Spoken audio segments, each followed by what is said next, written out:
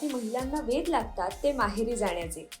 श्रावणात नवविवाहित मुली आपल्या माहेरी जाऊन मंगळागौरीचं व्रत साजरं करतात.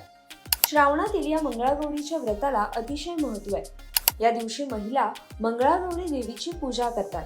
हा संपूर्ण महिना शिवशंकराला समर्पित केलेला असल्यामुळे या दिवशी महिला शंकराचीही पूजा करतात. पण या व्रतामागचं कारण अनेक महिलांना अद्याप माहीत नाही. श्रावणातील प्रत्येक मंगळवारी नवविवाहित महिला पहिली 5 वर्ष हा सण साजरा करत असते आणि 5 वर्षानंतर या व्रताचं उद्यापन केलं जातं. नवविवाहित आणि सौभाग्यवती महिला एकत्र येऊन हा सण साजरा करतात. पूजा झाली की रात्री जागरण केलं जातं. मंगळागौरीची पूजा काय असते, तिचं पूजन कसं केलं जातं, याचं उद्यापन कसं केलं जातं, मंगळागौरीच्या पूजेचा नेमका विधी काय, याबद्दल जाणून घेऊयात आजच्या व्हिडिओमधून. या दिवशी पहाटे लवकर उठून सोवळं नेसून आराध्य देव गणपतीची पूजा केली जाते. त्यानंतर अन्नपूर्णा मूर्तीची आणि शिवपिंडाची पूजा केली जाते. सोबतच कणकेचे किंवा पूर्णाचे दिवे लावून आरास केली जाते. वेगवेगळ्या झाडांच्या पत्री या पूजेसाठी वापरल्या जातात. ही झाडं औषधीदृष्ट्या अत्यंत महत्त्वाची म्हणून आयुर्वेदामध्ये मानली गेली आहेत. कणेरी, चमेली, जाई, डाळिंब, तुळस, दुर्वा, धोत्र, बोर, कण्हेर, मका, रुई, शमी, शेवंती या झाडांची पानं पत्री म्हणून वाहिली जातात. पूजा करताना 16 प्रकारच्या पत्री देवीला अर्पण केल्या जातात. देवीला विविध फुलांची आरास केली जाते. तांदूळ, पांढरे तीळ, जिरे, मुगाची डाळ अशा धान्यांची मूठ अर्पण केली जाते. नंतर मग एकत्र बसून मंगळागौरीच्या कथेचं पठण होतं.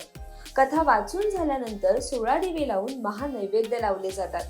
ही मंगळागौरीची पूजा नवऱ्याच्या दीर्घायुष्याच्या प्रार्थनेसाठी केली जाते. पूजा करणाऱ्या नव्या नवरी नटून थटून येतात. काही हौशी मुली तर नऊवारी साडी आणि त्यावर साजेसे दागिने व नाकात नथ घालतात. शंकराची पिंडी सजवून पूजा होईपर्यंत उपवास केला जातो. नंतर पुरणपोळीचा नैवेद्य दाखवला जातो आणि रात्रभर मंगळागौर जागवली जाते. करवंटी तर कधी सूप, कधी लाटणं असे घरगुती सामान वापरले जाते आणि मंगळागौरीचे खेळ खेळले जातात. मंगळागौरीचे पारंपरिक पद्धतीचे खेळ खूपच प्रसिद्ध आहेत. हल्ली तर खास मंगळागौरीच्या खेळांचं कार्यक्रमही आयोजन केलं जातं. यामध्ये फुगडी हा प्रकार खूपच प्रसिद्ध आहे. त्याशिवाय झिम्मा आणि इतर खेळही गाण्यांसह खूप मजेशीर असतात.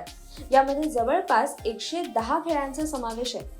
बस फुगडी, वटवाघूळ फुगडी, फिंगरी फुगडी, तवा फुगडी, साधी फुगडी, एका हाताची फुगडी, त्रिफुला फुगडी, चौफुला फुगडी, दंड फुगडी, कंबर फुगडी, गुडघ्याची फुगडी, केरसुणी फुगडी, कासव फुगडी, पाठ फुगडी, लोळण फुगडी, लाटणे फुगडी आणि फुलपाखरू फुगडी, गुडघ्याची फुगडी, भुई फुगडी असे फुगडीचे अनेक प्रकार खेळले जातात.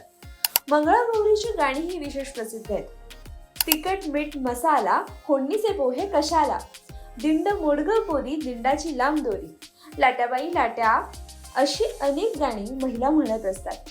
या गाण्यांमधून त्या आपली सुख दुःख एकमेकींना सांगतात, मन मोकळं करतात.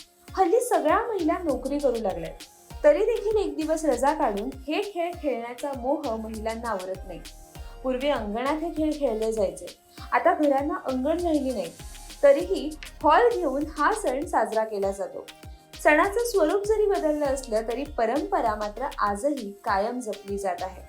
तुम्हाला हा व्हिडिओ कसा वाटला हे आम्हाला कमेंट करून नक्की कळवा आणि अशाच नवनवीन माहितीपूर्ण व्हिडिओसाठी माय महानगर मानिनीला नक्की सबस्क्राईब करा.